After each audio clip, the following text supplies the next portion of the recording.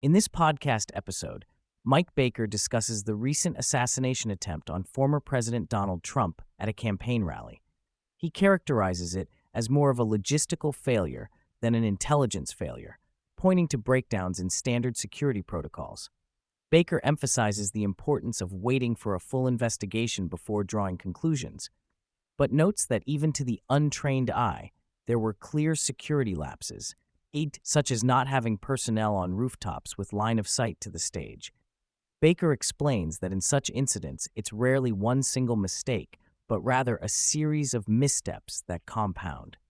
He highlights potential issues in the command and control structure, communication problems during the rally, and possible delays in decision-making by the counter-sniper team. He also suggests there may have been inadequacies in Trump's security package, given his status as the presumptive Republican nominee, and potential threats from groups like Iranian proxies.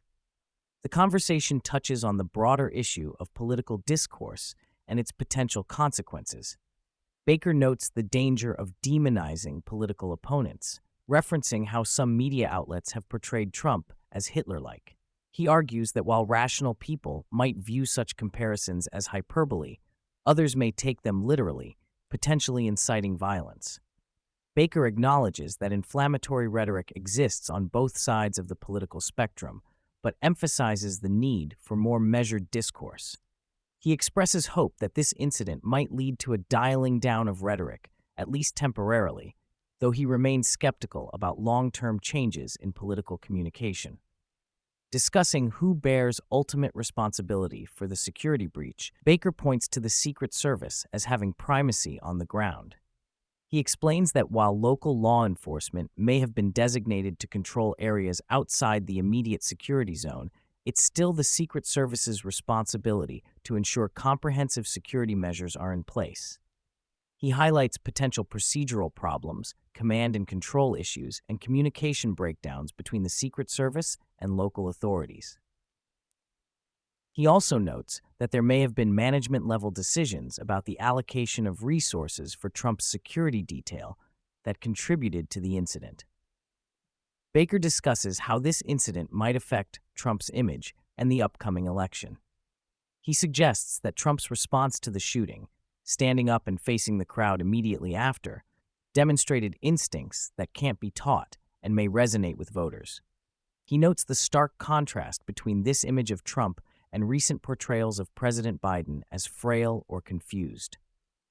However, Baker cautions against the Trump campaign overtly using the incident for political gain, given the tragedy of a fatality and injuries to others.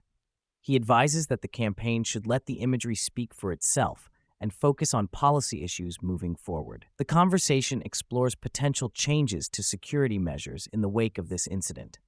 Baker dismisses the idea of augmenting Secret Service protection with private security contractors, arguing that this could introduce additional communication and command issues. Instead, he advocates for addressing existing problems within the Secret Service and improving coordination with local law enforcement.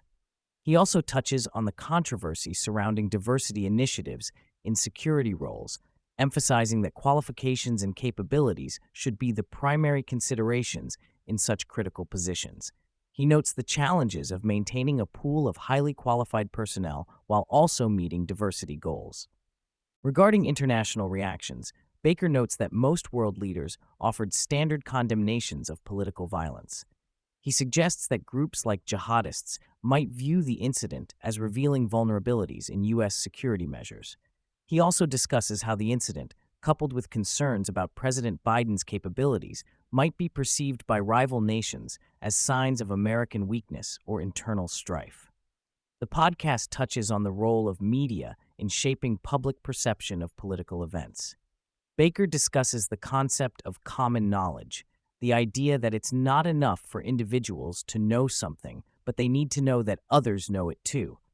He relates this to the recent presidential debate and how it seemingly revealed Biden's cognitive issues to a broader audience, despite these concerns being long discussed in certain circles. Baker criticizes some media outlets and political figures for their apparent about-face in acknowledging Biden's issues after long downplaying or denying them. He sees this as part of a broader pattern of rapid pivots in political messaging, often with little accountability. As the conversation wraps up, Baker speculates on how this incident might influence the upcoming election. He suggests that while it's unlikely to result in a landslide victory for Trump, it could sway some undecided voters. He emphasizes the power of imagery in political campaigns, noting how the stark contrast between Trump's response to the shooting and recent portrayals of Biden could impact voter perceptions. He advises the Trump campaign to be measured in their approach, focusing on policy issues rather than overtly capitalizing on the incident. He also discusses the challenges facing the Biden campaign in light of ongoing concerns about the president's capabilities. The podcast concludes with Baker reflecting on the professionalism of the photographers at the scene who managed to capture powerful images despite the chaos. He also mentions the heroic actions of a bystander who reportedly shielded his family from gunfire, drawing parallels to similar acts of bravery in past mass shooting incidents.